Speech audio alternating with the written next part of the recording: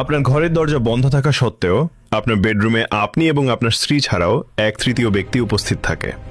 এটি কোনো বিভ্রম বা মনের ভুল নয়, বরং সে এক লুকিয়ে থাকা শত্রু, যে আপনার সাথে ঘরে প্রবেশ করে, আপনার সাথে খাবার টেবিলে বসে এবং আপনাদের পরিবারের সদস্যদের মধ্যে তিক্ততা ও ঝগড়া সৃষ্টি করে, যাকে আমরা শুধু মুড অফ বা রাগ মনে করি।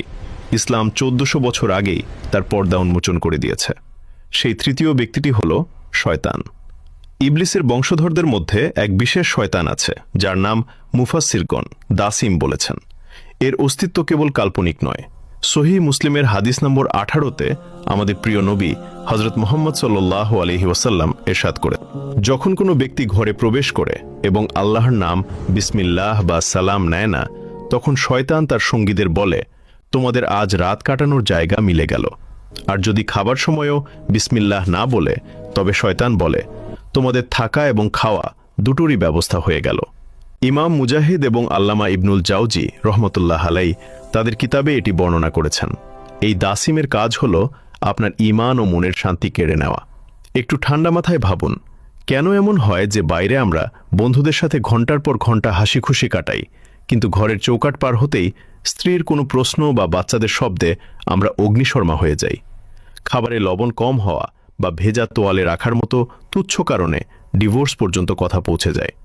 ইবনুল জাওজি তার কিতাব তালবিসুল ইবলিসে বুঝিয়েছেন যে এই রাগ আপনার নিজের নয়, এটি দাসিমের প্ররোচনা।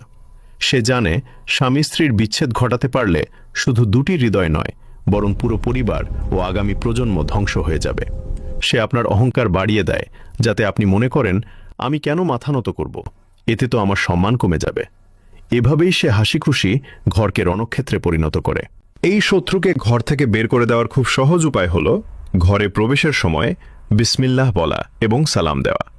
হাদিসে এসেছে, আল্লাহর নাম শুনলেই দাসিম নিরাশ হয়ে চিৎকার করে বলে, এখানে আমার থাকার জায়গা নেই, খাবারও নেই, এবং সেখান থেকে পালিয়ে যায়।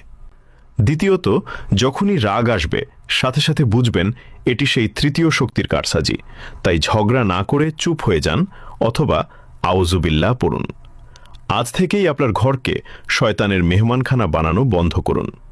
আল্লাহ আমাদের সবার ঘর রক্ষা করুন। কমেন্টে সবাই আমিন লিখুন এবং এই ভিডিওটি শেয়ার করুন। আপনার একটি শেয়ারের মাধ্যমে বেঁচে যেতে পারে হাজারো সংসার।